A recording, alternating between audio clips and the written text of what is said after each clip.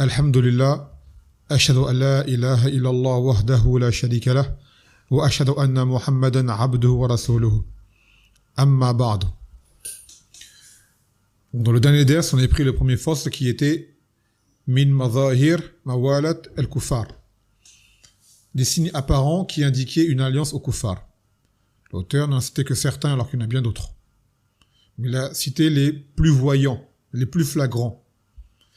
Après, comme a dit le Nabi sallallahu alayhi wa sallam, innamal a'mal binniyat. En réalité, ce qui se passe dans le fond du cœur, seul Allah le sait. Mais, comme vous le savez, ce qu'il y a dans le cœur, souvent, ou de base, réapparaît à travers le corps. Avant de commencer, j'aurais juste une chose que j'ai oublié de dire, un petit conseil que j'ai oublié de faire hier par rapport aux ceux qui nomment leurs enfants, les musulmans, principalement les convertis, qui ont des familles qui ne sont pas des musulmans, qui ont des enfants en islam. Je leur conseille, bien qu'ils prennent des noms arabes, des noms musulmans, qu'ils choisissent des noms faciles à prononcer pour les familles. Ne prenez pas des noms que les familles auront du mal à prononcer, que ça va écorcher le prénom. Prenez des prénoms avec des lettres faciles à prononcer. Évitez le qaf, évitez le ha, évitez le ra, évitez les lettres qui sont dures pour les koufars et les noms arabes à prononcer. C'est important. Pour pas que, justement, cela crée une gêne ou un embarras pour eux lorsqu'ils nomment l'enfant. Il y a des noms qui sont très faciles à donner, parmi les beaux prénoms, qui sont faciles à donner. Par exemple, Abdurrahman, c'est à éviter. Vous savez qu'ils n'arriveront pas à le dire. Par exemple. Le Aïn également, ils n'auront pas à le dire. Donc vous choisissez un nom facile.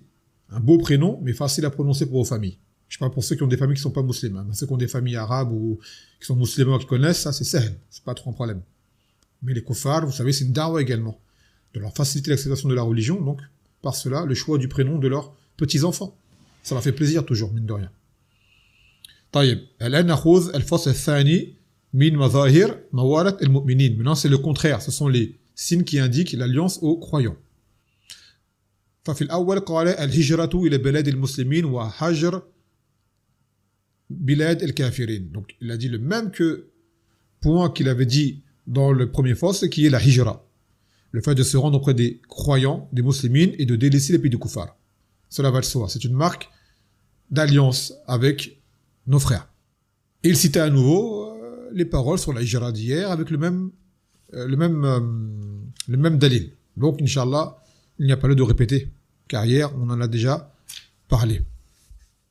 يقول ثانيا مناصرة المسلمين ومعاونتهم بالنفس والمال واللسان فيما يحتاجون إليه في دينهم ودنياهم.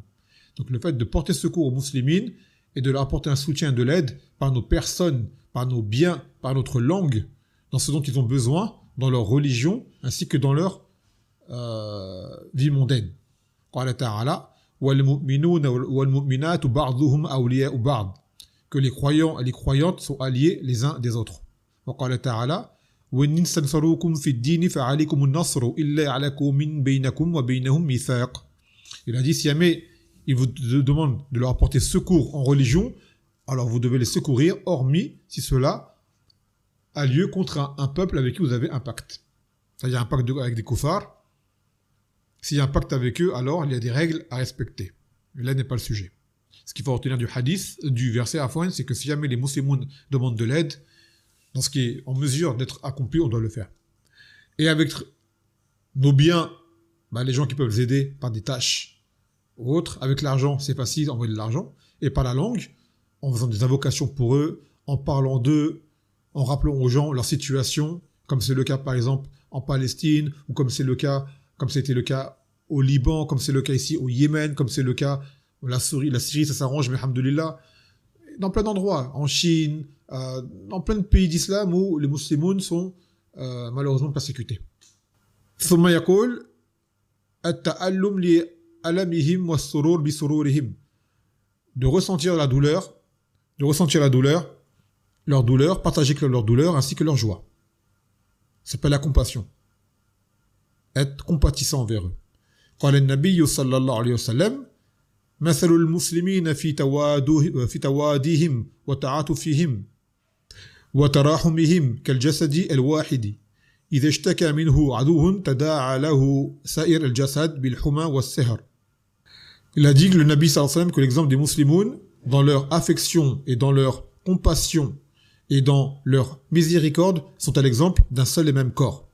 Lorsque un membre de ce corps se plaint d'une douleur, cela implique que le reste du corps soit dans l'insomnie et on subira de la fièvre. Quand tu as mal au plus petit, à l'extrémité de ton petit orteil, c'est tout le corps qui le ressent. Et cette douleur peut affecter tout le reste du corps. Nous sommes censés être comme cela. Le sommes-nous? Malheureusement, non. Nous sommes censés être de la sorte. Et cela est une marque d'alliance avec nos frères. ثم يقول وقال أيضا عليه الصلاة والسلام المؤمن للمؤمن كالبنيان يشد بعضهم بعضا وشبك بين أصابعه صلى الله عليه وسلم. Il a dit le prophète صلى الله عليه وسلم que les croyants entre eux sont à l'exemple d'un édifice. Ils se renforcent les uns les autres. Puis il a entrecroisé entre ses doigts. يقول رابعا النصح لهم ومحبة الخير لهم وعدم غشهم وخديعتهم, qu'il faut les conseiller, aimer pour eux le bien et ne pas les tromper ni les escroquer. فقال النبي صلى الله عليه وسلم لا يؤمن أحدكم حتى يحب لأخيه ما يحب لنفسه. Le hadith il est connu selon Anas, qu'il a dit le Nabi sallallahu alayhi wa sallam, aucun d'entre vous ne croira réellement tant qu'il n'aimera pas pour son frère ce qu'il aime pour lui-même. Ce qu'il aime pour lui-même. Et dans une version du hadith, il dit min al-khayr, ce qu'il aime pour son frère comme bien, car vous le savez, souvent on veut du bien pour les musulmans, mais ce bien-là, ils n'ont pas assimilé, ils n'arrivent pas à le concevoir, donc ils le voient comme étant un mal. Quand tu fais le amr bil ma'ruf wa nahi 'anil munkar, tu fais nasiha, tu veux le bien pour lui. Quand tu veux le faire arrêter des péchés, lui faire arrêter des erreurs, lui faire corriger des erreurs. Et malheureusement, t'en ne comprennent pas cela. Et ils pensent que tu t'en prends à eux ou que tu es leur ennemi. Tu dis non, je suis ton frère. Et quand je t'appelle à arrêter de faire cette chose-là, quand je la blâme la chose, c'est pour ton bien, car comme ça, Yom al-Qiyamah, tu verras devant Allah Azza wa Jal sans ce péché. Cependant, les gens sont dans une ignorance si profonde qu'ils ne distinguent plus le bien du mal. Et quand tu les appelles au bien, eh ben, ils le voient comme étant un mal. Et d'autres personnes, c'est le contraire. Ils appellent à du mal, sous apparence du bien, sous apparence du conseil, en réalité, ça rentre dans l'escroquerie, ça rentre dans la tricherie, ça rentre dans la trahison. Ou d'autres qui pensent faire du bien, mais en fait, ils font du mal. Ils pensent qu'ils conseillent, en fait, ils égarent. Ils induisent les gens en erreur. Par leur ignorance et par leur conception erronée de certaines choses. Ils pensent qu'ils en donnent le convenable, et en réalité, ils combattent le convenable, sans s'en rendre compte. Ou alors qu'ils s'en rendent compte. Allah Ta'ala alam. Al-Muhim, on aime le bien pour eux, mais le bien shari'i. Et cela doit se faire avec sagesse et avec science, pour ne pas se tromper justement et inverser les choses.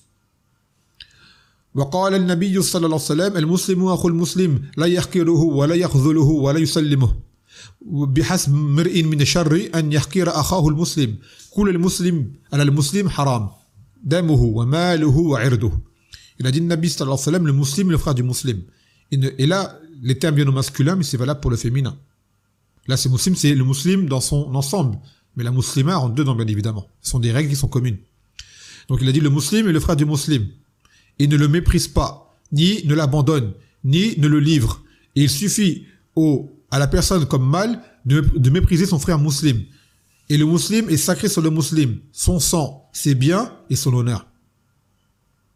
Donc il n'y a pas lieu de parler sur le musulman, ni de lui prendre son argent, et ni de lui porter une atteinte physique, corporelle. Et si cela doit avoir lieu, cela doit être fait dans les règles, dans les cas d'exception. Sans quoi là-bas, c'est que l'honneur du musulman est préservé. Tu ne parles pas sur lui. Le riba est interdit, ce qu'on appelle la médisance. وَالنَّمِيمَ كَذَلِكَ. Et quand il y a un lieu pour un conseil fait avec ilm des musulmans pour, par exemple, mettre en garde contre quelqu'un qui mérite, là, c'est autre chose. Ça n'entre pas dans le riba, qui est interdit. وقال النبي صلى الله عليه وسلم لا تباغضوا ولا تدابروا ولا تناجشوا ولا يبيع بعضكم ولا يبيع بعض وكونوا عباد الله إخوانا. Il a dit, le prophète sallallahu alayhi wa sallam, ne vous détestez pas, ne vous tournez pas le dos. ولا تناجشوا, c'est une forme de vente où il y avait une forme de tromperie. Cette vente-là n'est pas à faire. Cette forme de vente n'est pas à faire. Que aucun d'entre vous ne vende sur la vente d'autrui. Par exemple, un frère a vendu quelque chose à un client. Toi, tu viens vers ce client pour lui vendre ce que tu as comme l'autre frère, en lui vendant en moins cher, par exemple, alors que leur accord a déjà été a déjà été fait. Toi, tu viens, ça s'appelle, tu fais du tahrish, en fait, tu sèmes la discorde. Ça, c'est interdit, ça amène à la haine avec ton frère qui a déjà fait sa vente et son commerce. Et soyez des serviteurs d'Allah en toute fraternité. Donc, toutes ces causes citées auparavant sont des choses qui amènent justement à mettre de la haine entre nous, de la division. يقول خامسا cinquièmement احترامهم وتوقيرهم وعدم تنقصهم وعيبهم, qu'il faut les respecter. D'accord? Le musulman doit être respecté et on ne doit pas le mépriser et on ne doit pas réduire de son rang et ni le critiquer, et cela bien sûr injustement. وقال تعالى يا أيها الذين آمنوا لا يسخر قوم من قوم عسى أن يكونوا خير منهم ولا نساء من نساء عسى أن يكون خير منهن ولا تلمزوا أنفسكم ولا تنابزوا بالألقاب بئس اسم الفسوق بعد الإيمان ومن لم يتب فأولئك هم الظالمون يا أيها الذين آمنوا اجتنبوا كثيرا من الظن إن بعض الظن إثم ولا تجسسوا ولا يغتب بعضكم بعضا أن يحب أحدكم أن يأكل لحم أخيه ميتا فكرهتموه واتقوا الله إن الله تواب رحيم. Dans le sens où Allah a dit, ô vous qui avez cru, qu'un peuple ne se moque pas d'un autre peuple, il se peut qu'il soit meilleur qu'eux. Et ni des femmes ne se moquent d'autres femmes, il se peut qu'elles soient meilleures qu'elles. Et ne vous donnez pas des sobriquets, ni ne vous critiquez. Et quelle mauvaise chose que le nom de la perversion après avoir eu la foi. Et celui qui ne se repent pas, ce sont ceux-là les injustes. Ô vous qui avez cru, éloignez-vous des mauvais soupçons. Car une partie des soupçons est du péché. Et ne vous épiez pas. Et ne vous médisez pas. Est-ce que l'un d'entre vous aimerait manger la chair de son frère mort?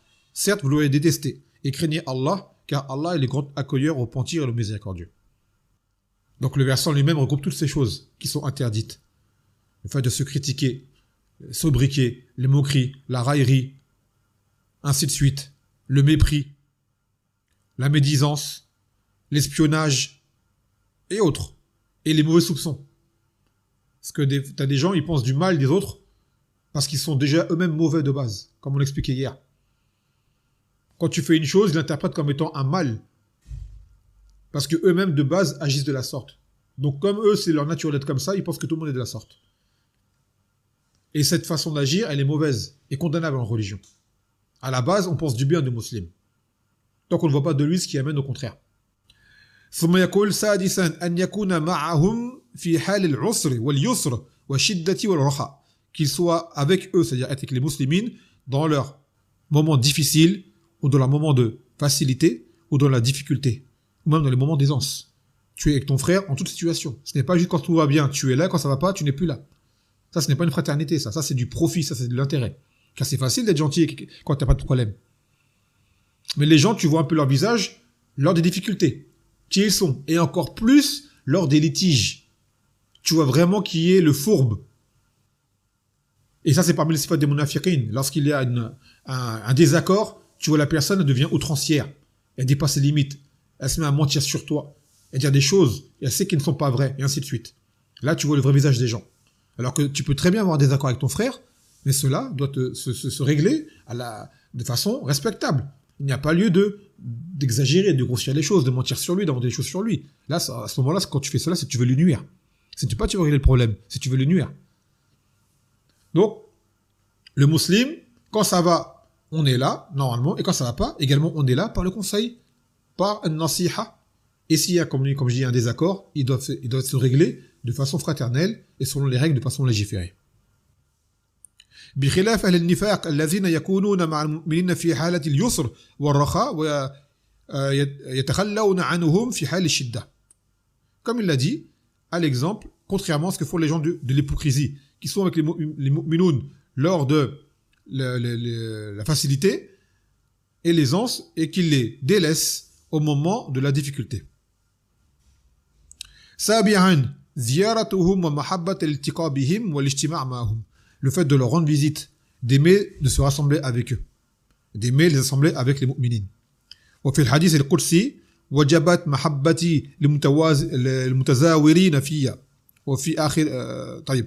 Il a dit dans un hadith qudsi, c'est-à-dire un hadith qui renferme la parole d'Allah Azza wa Jal, il a dit à Allah subhanahu wa ta'ala que mon amour est obligatoire pour ceux qui se visitent en moi. des visites fraternelles pour Allah subhanahu wa ta'ala. وفي حديث آخر أن رجلا زار أخا له في الله فأرسل الله على مدرجته ملكا فسأله أين تريد قال أزور أخا لي في الله قال هل لك علي من نعمة تربيها عليه قال لا غير أني أحببته في الله قال فإني رسول الله إليك بأن الله قد أحبك كما أحببته فيه. Et il a dit dans ce hadith également qu'un homme s'est rendu auprès de son frère en Allah.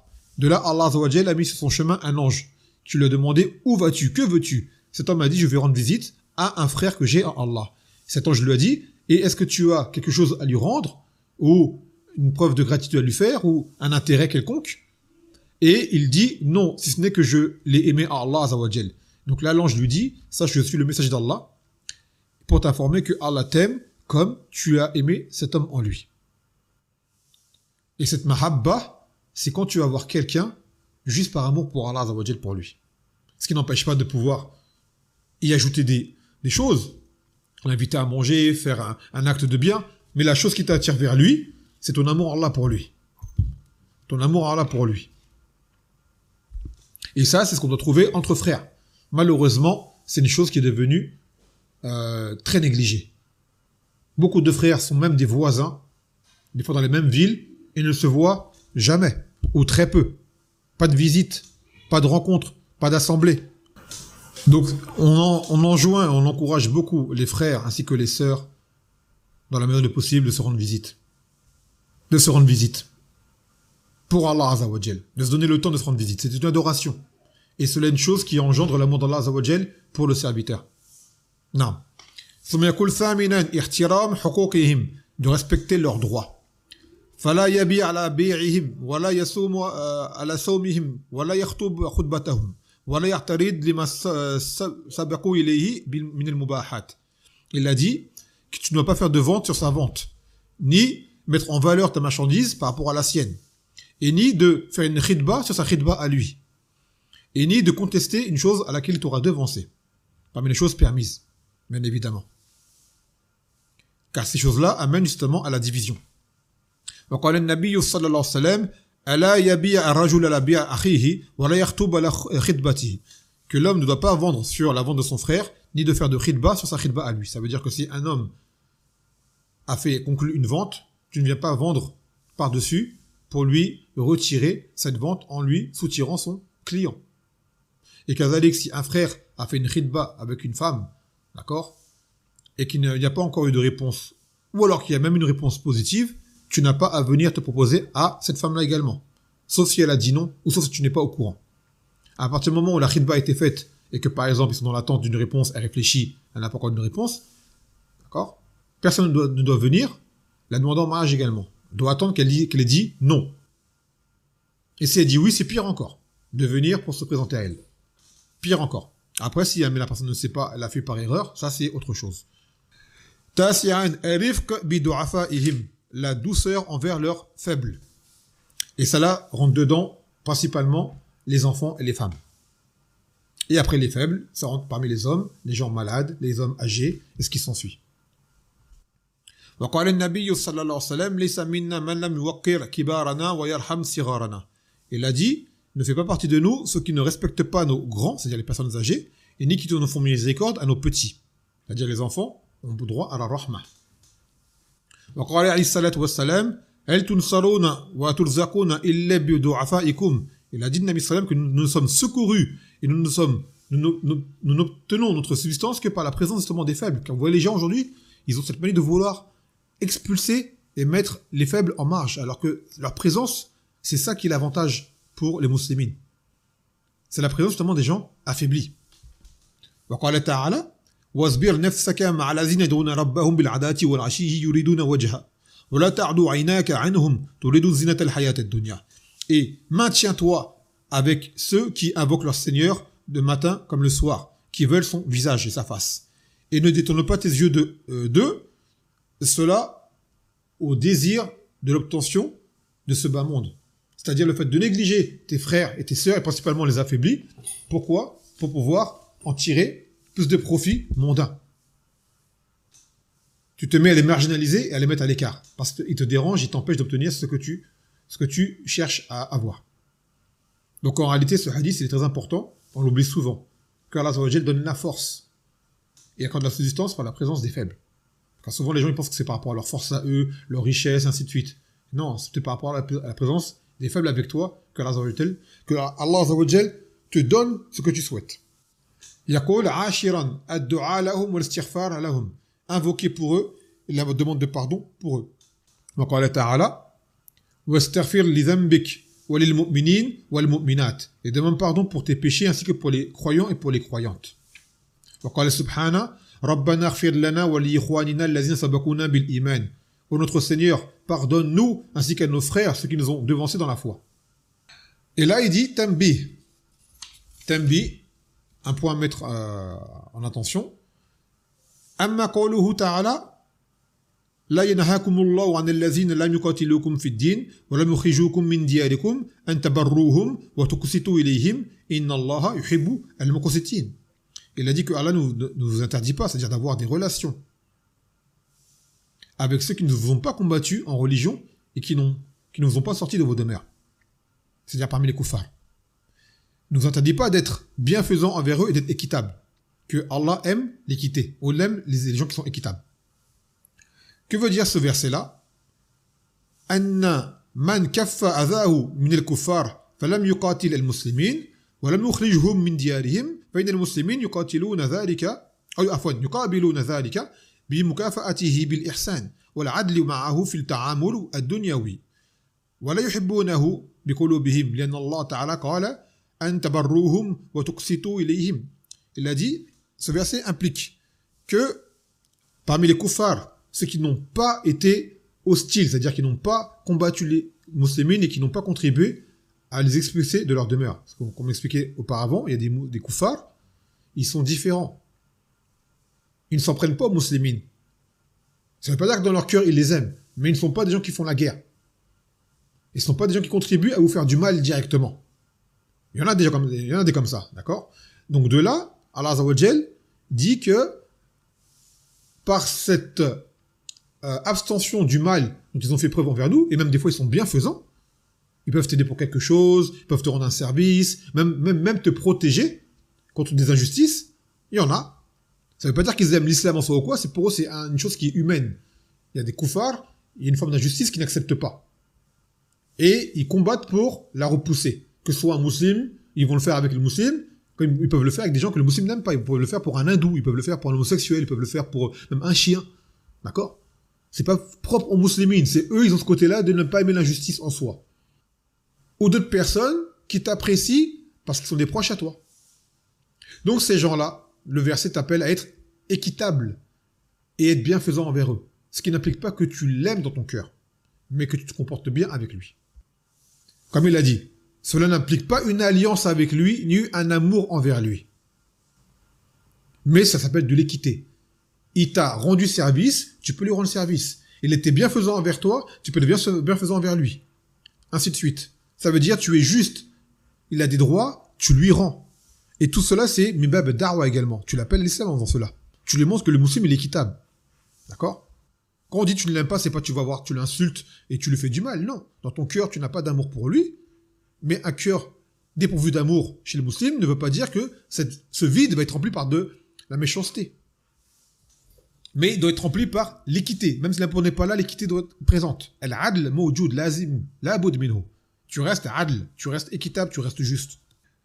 Et il a dit وَنَظِيرَ هَذَا قَوْلُ اللَّهُ تَعَالَى فِي الْوَالِدَيْنِ الْكَافِرَيْنِ وَإِنْ جَاهَدَكَ على أن تشرك بي ما ليس لك به علم فلا تطيعهما وصاحبهما في الدنيا معروفا واتبع سبيل من أناب إلي. Il a dit l'équivalent par exemple pour les parents qui sont des koufars. Il dit dans le sens Allah Azza wa Jal, et si jamais il te pousse, t'incite à m'associer ce dont tu n'as pas de science, alors ne leur obéis pas. Et sois avec eux de bonne compagnie en ce bas monde, de bonne manière. Et suis le chemin de ceux qui sont repentis, ou qui sont revenus vers moi, repentants. Donc là, le verset parle de shirk, mais ce verset est valable pour tous les péchés. Dès que tes parents, koufars, même musulmans, d'accord, t'incitent à faire une chose qu'Allah t'a interdit, tu n'obéis pas.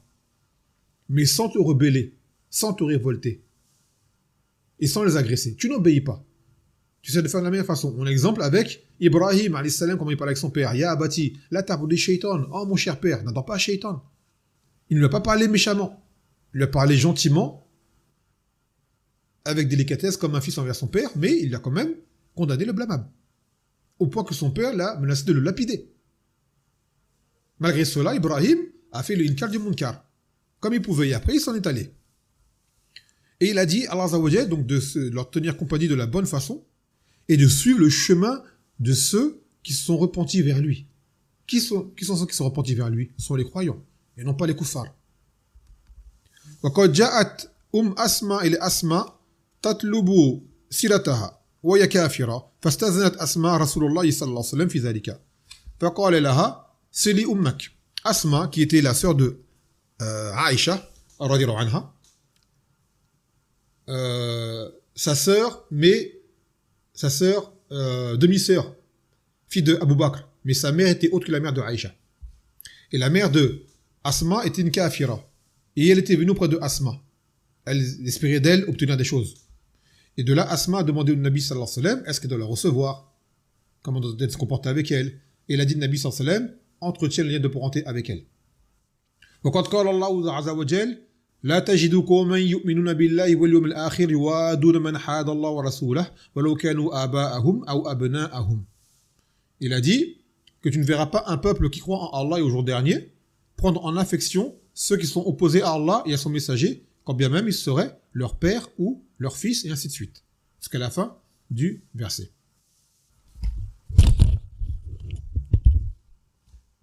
ثم يقول فالصلة والمكافأة الدنيوية شيء والمودة شيء آخر. Donc il a dit l'entretien de parenté ainsi que l'équité et on va dire la contrepartie du bien envers le bien est une chose alors que l'amour et l'affection en est une autre. لأن في الصلة حسن المعاملة وترغيبا للكافر في الإسلام فهما من وسائل الدعوة بخلاف المودة والموالاة فهما يدلان على إقرار الكافر على ما هو عليه ورضا عنه وذلك بسبب عدم دعوته للإسلام. Donc car dans l'entretien l'entretien des liens de parenté, il y a justement un bon comportement, un bon échange, ce qui permet de pouvoir attirer le kafir vers l'islam. C'est parmi les moyens de prêche, contrairement à l'amour et à l'alliance qui eux impliquent une approbation de la situation du kafir. Et en approuvant sa situation, bah, tu l'encourages à rester comme il est, en fait. Il voit pas qu'il doit se corriger, qu'il doit changer. En fait, tu l'as trahi, tu ne l'as pas aidé. Et cela amène à une forme d'agrément. Ce qui s'oppose, justement, c'est une contre-darwa de faire cela. وكذلك التحريم موالة الكفار لا تعني تحريم التعامل معه بالتجارة والمباحة واستيراد البضائع والمصنوعات النافعة والاستفادة من خبراتهم ومخترعاتهم.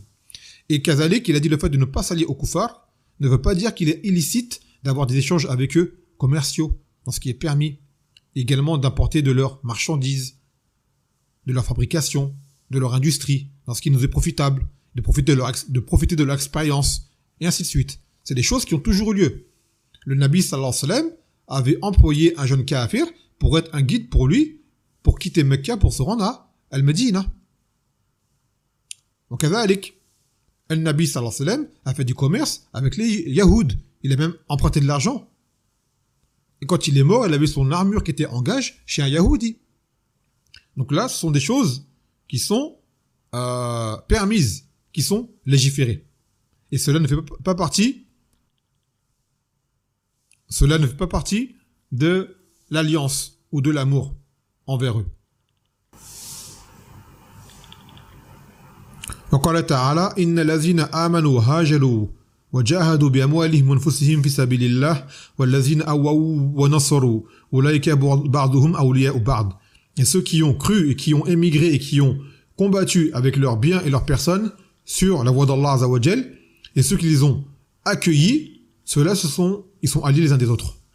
Il est قوله تعالى والذين كفروا بعضهم أولياء بعض إلا تفعلوا تكن فتنة في الأرض وفساد كبير. Et ceux qui ont mécru, ils sont alliés les uns des autres. Et si jamais vous ne faites pas cela, c'est-à-dire vous ne secourez pas, vous ne nous alliez pas, il y aura un grand désordre sur terre et une grande fitna.